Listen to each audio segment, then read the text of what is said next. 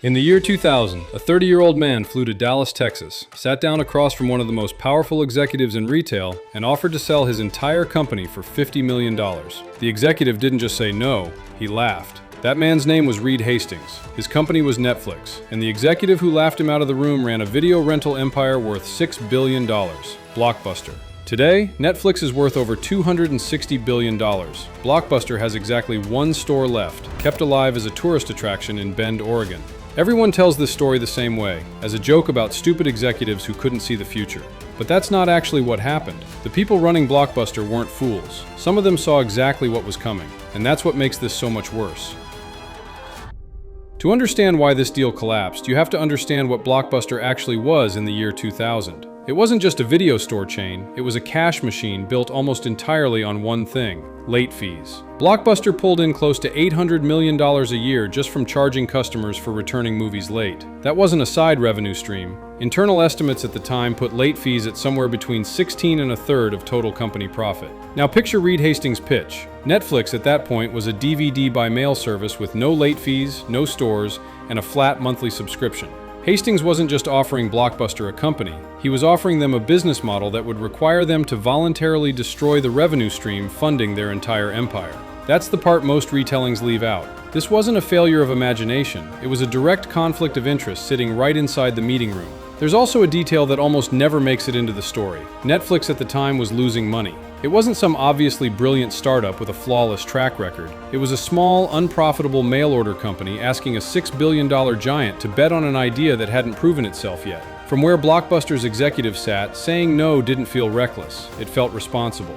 That's what makes this story so different from how it's usually told. This wasn't a cartoon villain turning down obvious genius.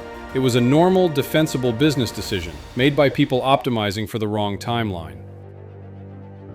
The man who turned Hastings down was John Antioco, Blockbuster's CEO. And here's the detail almost nobody includes. Antioco wasn't blind to streaming or subscriptions. In 2004, 4 years after rejecting Netflix, he actually launched Blockbuster Online, a DVD by mail and no late fee program almost identical to what Hastings had pitched. It worked. By 2006, Blockbuster Online had over 2 million subscribers and was closing the gap on Netflix faster than anyone expected. For a brief moment, it looked like Blockbuster might actually pull off the impossible, beating Netflix at its own game using Blockbuster's existing infrastructure and brand recognition.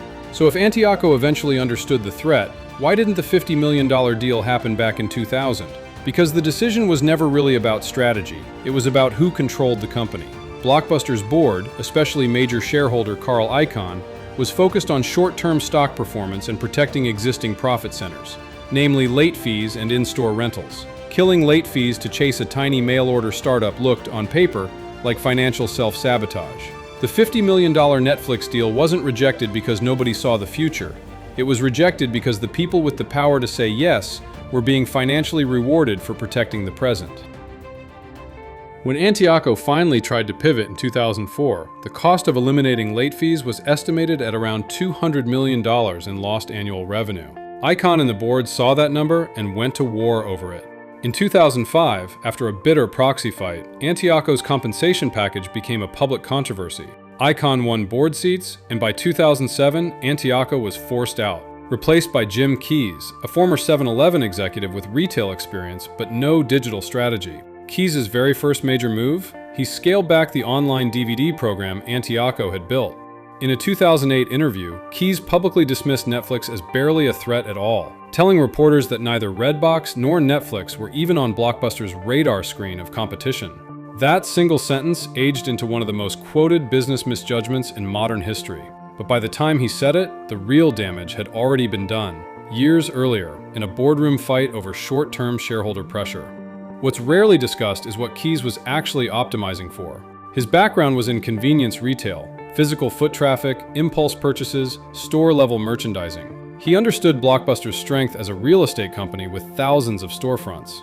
What he didn't understand, or didn't want to confront, was that this exact strength was about to become the company's biggest liability. Every store lease, every employee, every shelf of DVDs was a fixed cost that Netflix simply didn't have to carry.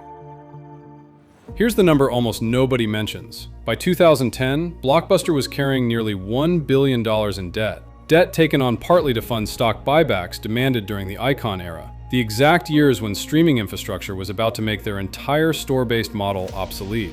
Netflix launched streaming in 2007. Blockbuster filed for bankruptcy in September 2010.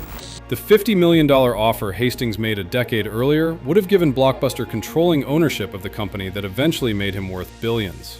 Instead, in 2010, Blockbuster's entire remaining assets sold at bankruptcy auction for $233 million, less than half of what Netflix's market value gained in a single average week just a few years later. Dish Network bought what remained of Blockbuster, mostly for the brand name and a handful of patents. By 2014, the last 300 corporate-owned stores closed permanently. The franchise in Bend, Oregon survived only because it was independently owned, completely separate from the corporate chain that had once commanded over 9,000 locations worldwide. Reed Hastings, the man laughed out of that boardroom, later said in interviews that he wasn't even angry about the rejection. He understood why Blockbuster said no, and that understanding is exactly what let Netflix build its entire long-term strategy around exploiting Blockbuster's blind spot, year after year, while Blockbuster was busy defending a business model that was already dying. The popular version of this story says Blockbuster's executives were too dumb to see streaming coming. The real version is more uncomfortable. Some of them saw it clearly, tried to act on it, and were stopped by the same financial incentives that had made the company successful in the first place.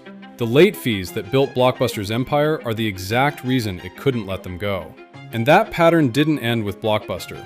Kodak invented the digital camera and buried it to protect film sales. Nokia dismissed touchscreens to protect their keypad dominance. The names change, the mechanism doesn't. The thing currently making a company the most money is very often the same thing executives will defend right up until it kills them. So here's the question worth sitting with. If your own industry's Netflix moment showed up in a meeting tomorrow, would you actually recognize it? Or would you be the one laughing on the way out the door? If this kind of story interests you, the hidden decisions behind the biggest collapses in business history, there are more of them waiting for you on this channel. Subscribe because the next one might be a company you still use today.